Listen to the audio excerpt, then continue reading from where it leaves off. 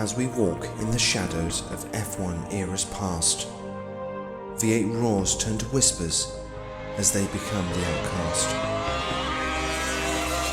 pushing boundaries to be green whilst improving the show and to be just as fast.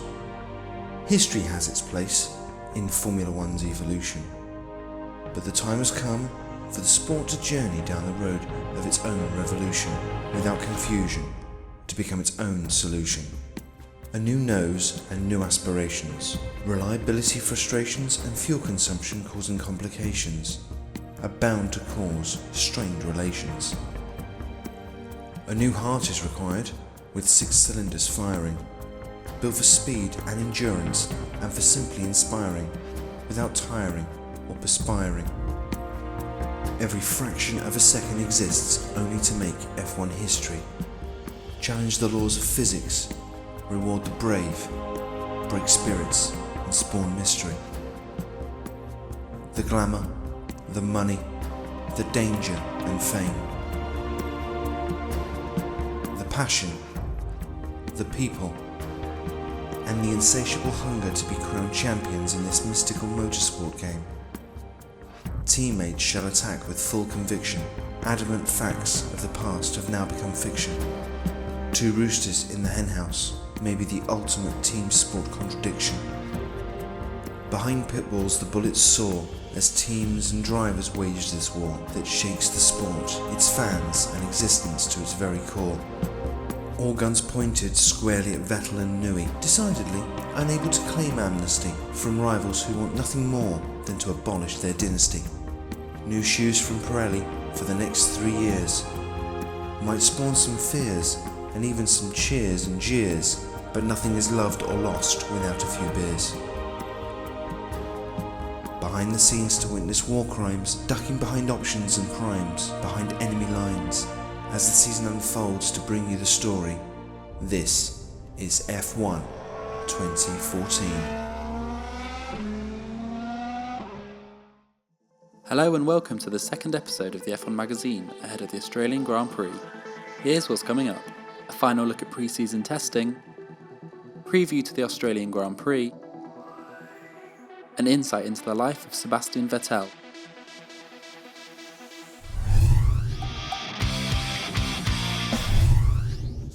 With the first race of the new season just around the corner, it signals an end to pre-season testing, and whilst nothing is certain in Formula 1, if the testing statistics are anything to go by, Mercedes and Williams have good reason to be happy. On the reliability front, Williams fare the best.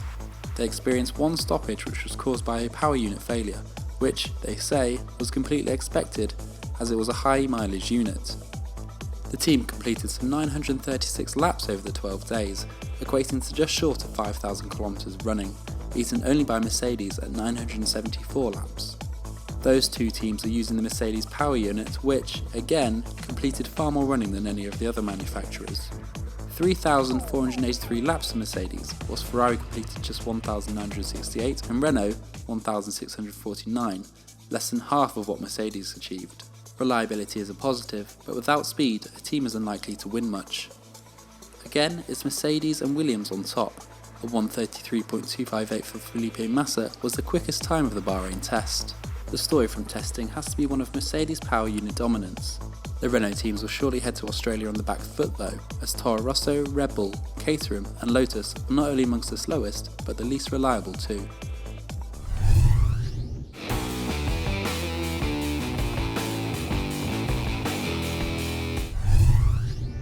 Lotus have said they're expecting a tough start to the 2014 season after they missed the first test of the year and failed to complete much running in Bahrain. While some of their problems were down to Renault's new power unit, team principal Gerard Lopez admitted that they're yet to extract as much performance from the E22 as they had hoped at this stage of the season. The Belgian businessman is however confident that their time will come, saying it's still early days in a season which hasn't even begun racing yet. In a rather surprising admission, Red Bull team principal Christian Horner believes it wouldn't come as much of a surprise if Mercedes were to lap the entire field twice in Australia. Whilst many have put the Anglo-German team at the head of the field, nobody is certain as to where they stand, so such bold predictions at this stage are unusual. Horner, however, is adamant that Red Bull will fight at the front, despite admitting they pushed the boundaries a little too far when developing the RB10. Jenson Button is concerned that McLaren heads to the opening race with an uncompetitive car in terms of speed, but says their focus is currently on getting to the checkered flag. The Briton described the MP429 as offering a reliable and predictable platform to build upon, but admitted a lot of work is required to extract the car's full potential. McLaren chairman Ron Dennis has refuted the idea of the current or former team principal taking over from Bernie Ecclestone once the 83-year-old has retired. He made the comments after Ecclestone hinted that Red Bull's Christian Horner would be ideal for the position of Formula One management. Dennis believes a businessman would be better suited, saying a team boss would have too many conflicts of interest. Sebastian Vettel's new teammate, Daniel Ricciardo, says he's hoping to enjoy a better relationship with the German compared to his predecessor, Mark Webber. Webber and Vettel's strained relationship is well documented both on and off track, but fellow Australian Ricciardo believes he can remain competitive and professional even if he's being beaten, though he later admitted they're unlikely to be the best of friends. Thank you for joining Jodie and myself for what really is a very special day. This is the Williams Martini Racing Williams Mercedes FW36.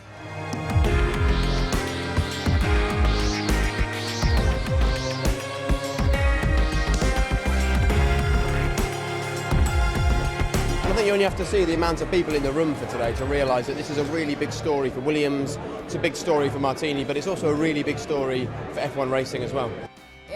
In the few months that we've worked with Martini, we are so excited about what they can bring. This is a tighter partnership for us. It's really going to change the whole look of the team, the whole way we work, the look and feel, the aesthetic, everything. It's a very famous, historic brand. You know, it's a very, it's a brand that is a lot to do with the Formula One races. You know, with the races, you know, itself, and it's really nice. I mean, to be part of Martini Racing. Hi, I'm Nico Rosberg. Hi, I'm Lewis Hamilton. It's time to get street smart. There's really difficult conditions out there today. Yeah, it could have been better. That's where the focus comes in. We do it so much in training. We practice focus and concentration and everything. Yeah. Like meditation and those kind of things. Yeah. We should show them that thing, huh? And yeah, we go ahead. Just focus on the spoon.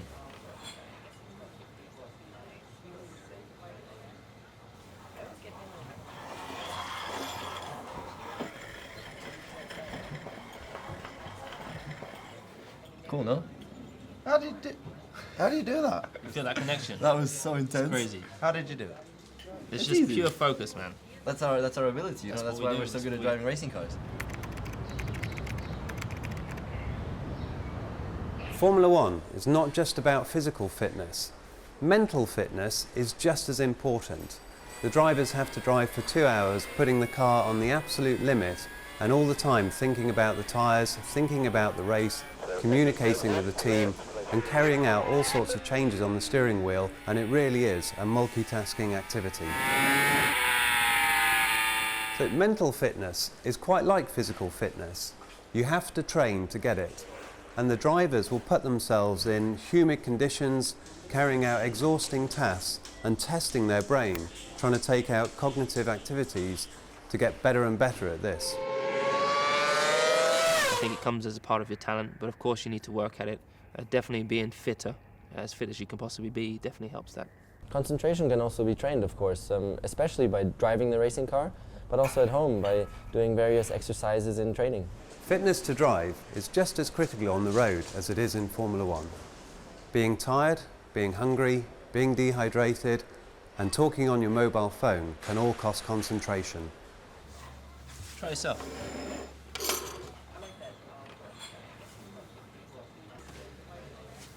No, you have to focus on it. You know, you really have to mentally get into it. Concentration. No, you don't have to, like, hold your head or anything. You just need to. No, I'm trying. And believe. You know, believe that you're gonna make it move.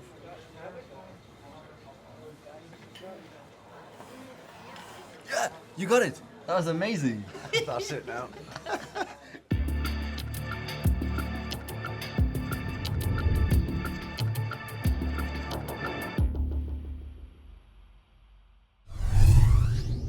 Okay, roll cameras, this is for real, please. Let's go. How are you? Only one. Only one today. Ready? Seatbelts? How fast are you going to take us? How fast do you want to go? You want to drive? I try not to crash. Sorry, I didn't know you were already here. You want to try? Huh? Well, I could scare you. I could scare you, but I would scare myself at the same time too. You're so quiet. Am I going too slow? You drive a bit like my wife. I don't know if that's a compliment. I'll take it. Wow, I lost my lanyard. I hope you're not feeling sick. Now we need to make sure we don't run someone over. Question to you, sir. At what point in your development as a racer did you realize that you were good? Just now, you calling me sir.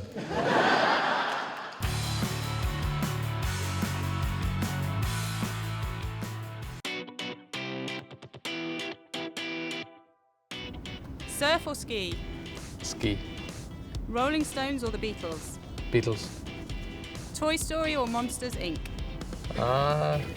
Tough one. Toy Story. Schnitzel or sushi? Schnitzel. Leg or breast? Breast. Manual or automatic? Manual. Shanghai or New York? New York. Passenger or driver? Driver. Classical or R&B? R&B. Little Britain or Dinner for One? Little Britain, definitely.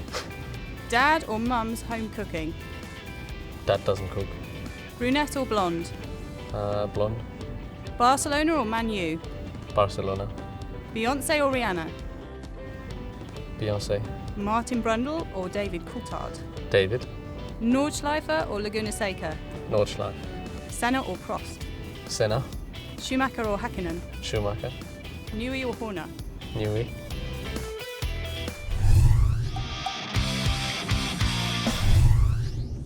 "2014 sees the F1 circus present at 19 different venues, starting in Australia at Melbourne's Albert Park.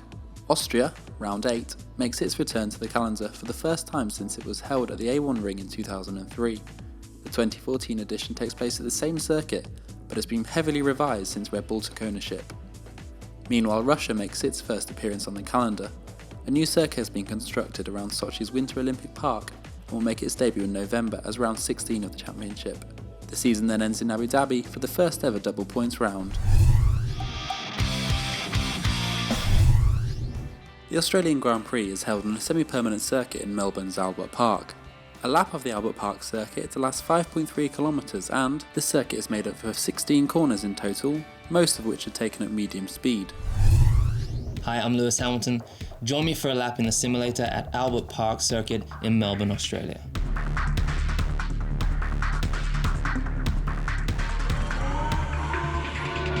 Have to make sure you check all the gears.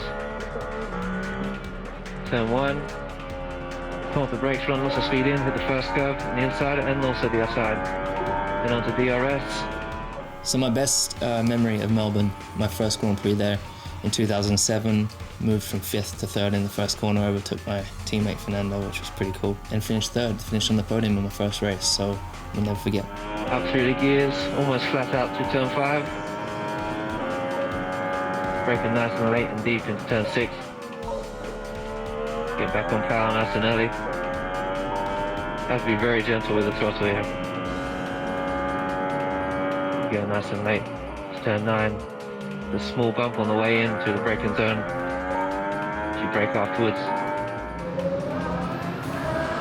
It's the first race of the season, and particularly this year, reliability is a huge player. Fortunately, with Petronas Syntium boosters, they make a much thicker cushion between all the engine parts, which naturally gives us better performance and reliability. Nice and deep into turn 13. Get on the power, try to keep the minimum speed up. And a half throttle through 14, lots of down tilts very fast.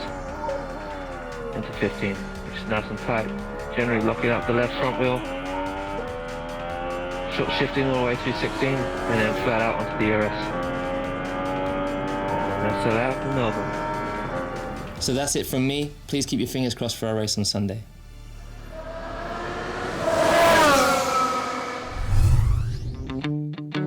That's all from this episode of the F1 Magazine.